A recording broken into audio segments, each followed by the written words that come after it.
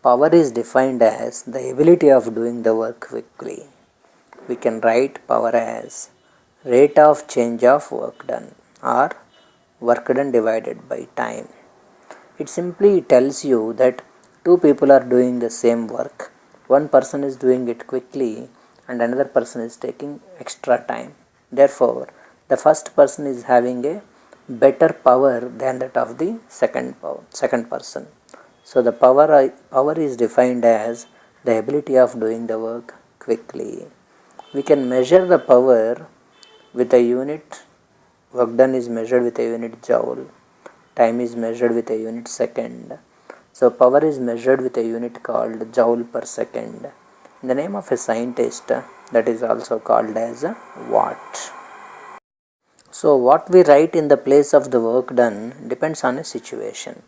Like for example, if the body is taken to a certain height, then the work done is stored in the format of a potential energy. If the body is fired with a certain velocity, then the work done is in the format of a kinetic energy. What all the equations that we have derived used for potential energy, kinetic energy and work done, all can be definitely used in this case also. It is simply rate of doing the work, how quickly you have done the work. Traditionally, there is one more unit for the power called something like horsepower. People represent with a letter something like HP. 1 horsepower is generally defined as 746 watt. It's a conversion factor between the horsepower and watt.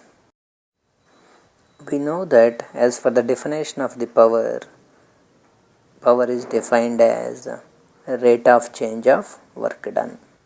We also know work done is nothing but equal to F dot S, dot product of force and displacement. That is nothing but F dot displacement by time is nothing but equal to velocity.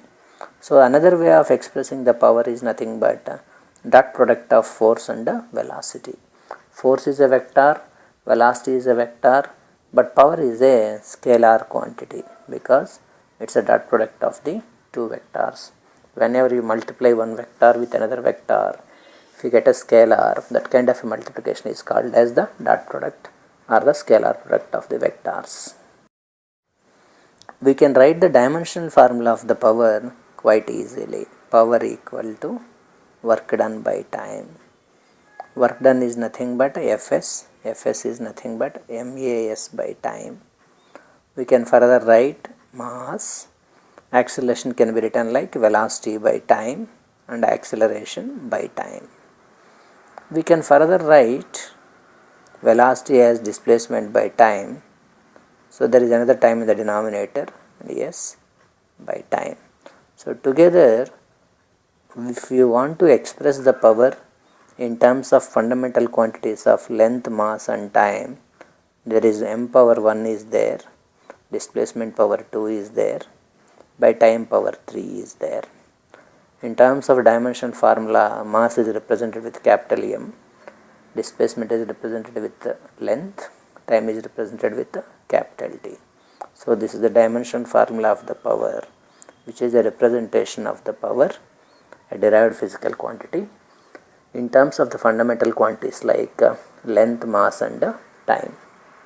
Here would like to say one point that there is a unit called kilowatt hour. There is a quite quicker possibility that being a term watt is there, it could be assumed like a unit of power, but it is not. Let us see. Kilowatt hour. 1 kilo means, whenever you say kilo, 1000. Watt is nothing but equal to joule per second. 1 hour is 60 minutes. Each minute is 60 seconds. So we can cancel this. So what is remaining is 60 and 60, 36 into 10 power 2 and 10 power 3. What is remaining is a joule. So 1 kilowatt hour is 36 into 10 power 5 joule. So kilowatt hour is not a unit of power, rather it is a unit of energy. It is conventionally used as one unit in measuring the electric supply to the domestic requirements.